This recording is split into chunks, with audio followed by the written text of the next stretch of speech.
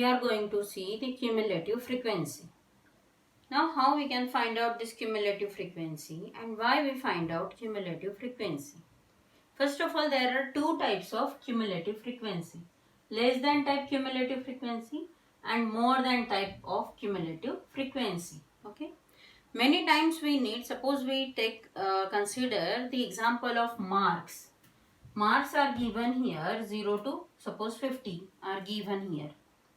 So if we find out directly the number when we have many classes, okay, and we need to find out directly the number of students having marks less than 20, correct?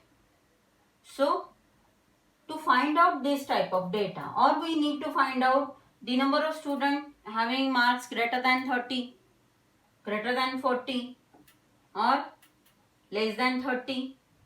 So directly we can calculate by less than cumulative frequency and more than cumulative frequency. First we'll see how we can find out the less than cumulative frequency. One by one. If you see, just now I explained, if we want to find out the mark of student less than 20, less than 30, less than 40, less than 50, likewise, okay. So we need to calculate, if we say less than 20 means addition of these two numbers, okay, up to 10 and up to 20 only, not more than that. If we need to find out the number of students less than 40, so for 40 what we do, we add all these values. We cannot say that four number of students having less than 40 marks. Here is the addition of all these values. So we find out one by one for each and every group, so that we find out number of students having less than 10 marks, less than 20 marks, less than 30 marks, less than 40 marks, less than 50 marks.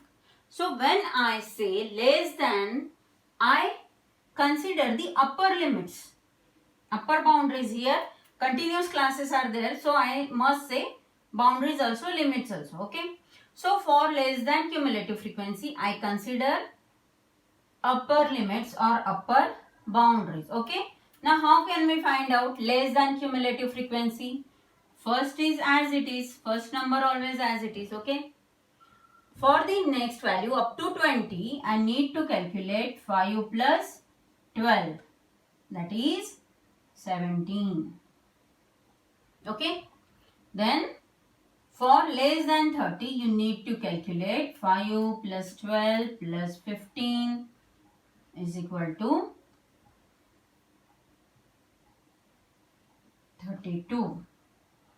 For less than 40, 5 plus 12 plus 15 plus 4, 36, and 5 plus 12 plus 15 plus 4 is equal to 40.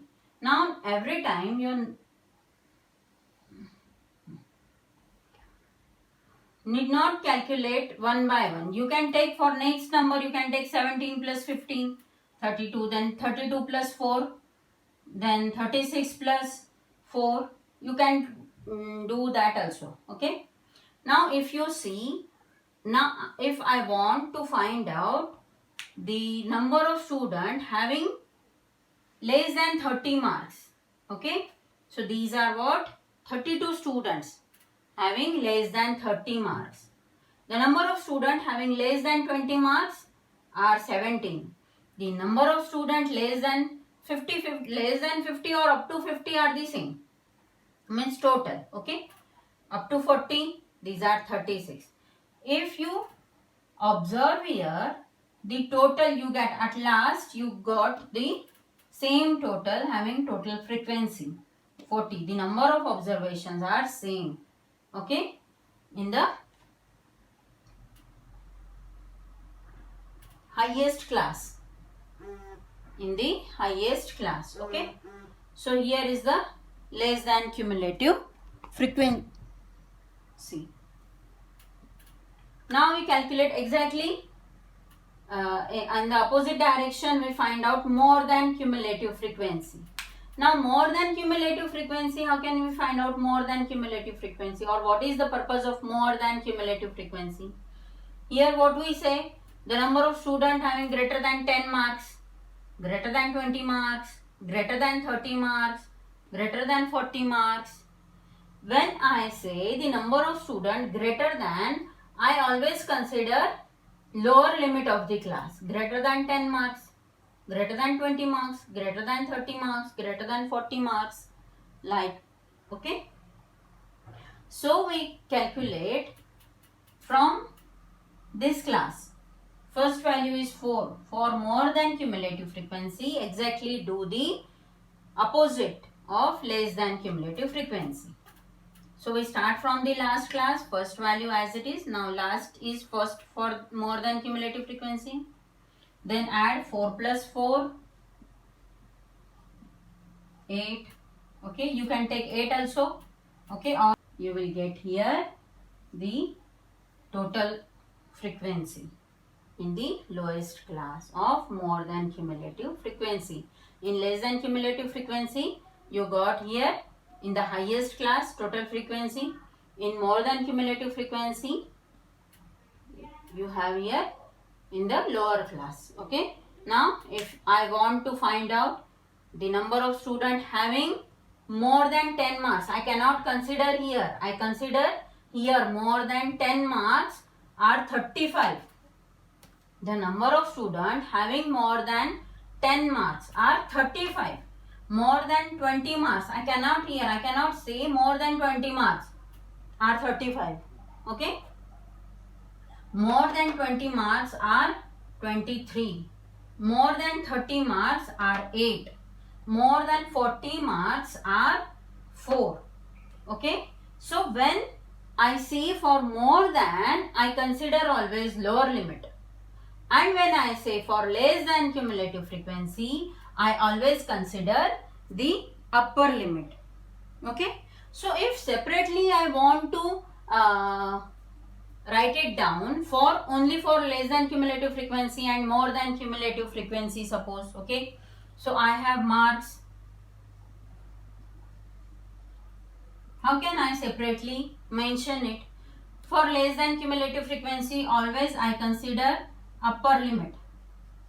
Always I consider upper limit for less than cumulative frequency. Okay. So for less than cumulative frequency, upper limit I consider.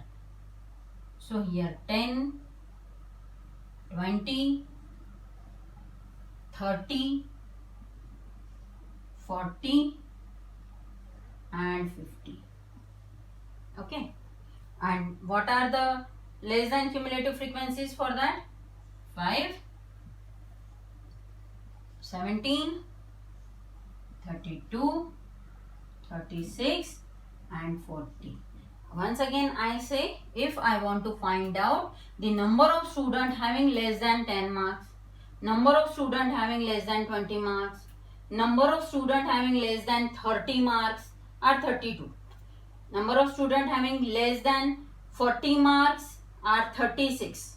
Number of students having less than 50 marks are 40. That is the meaning of less than cumulative frequency. Now for more than cumulative frequency, just like I make a table, in marks I consider lower limit always. Okay, and more than cumulative frequency. So in lower limit I have lower limit 0, 10, 20, 30, 40. Correct. More than 0 marks. What is the meaning? More than 0 marks. All 40 students get more than 0 marks. Okay. More than 10 marks. The number of students are 35 getting more than 10 marks. More than 20 marks. These are the 23 students.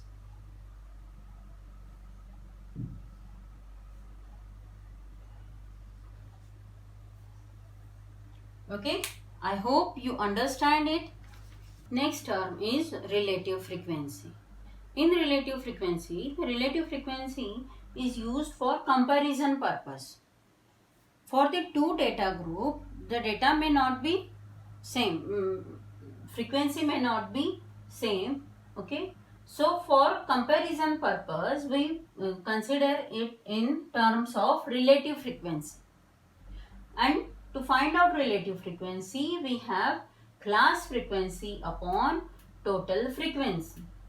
If we take the same example of marks and frequency, marks are given to us, frequency given to us. If we need to find out relative frequency here,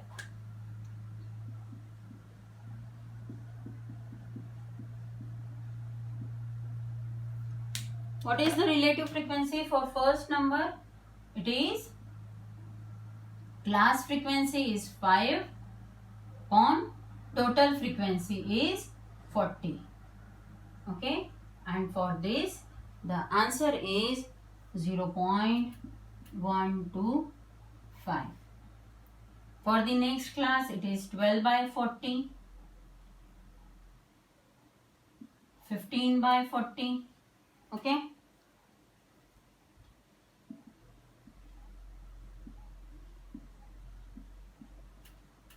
then 4 by 40,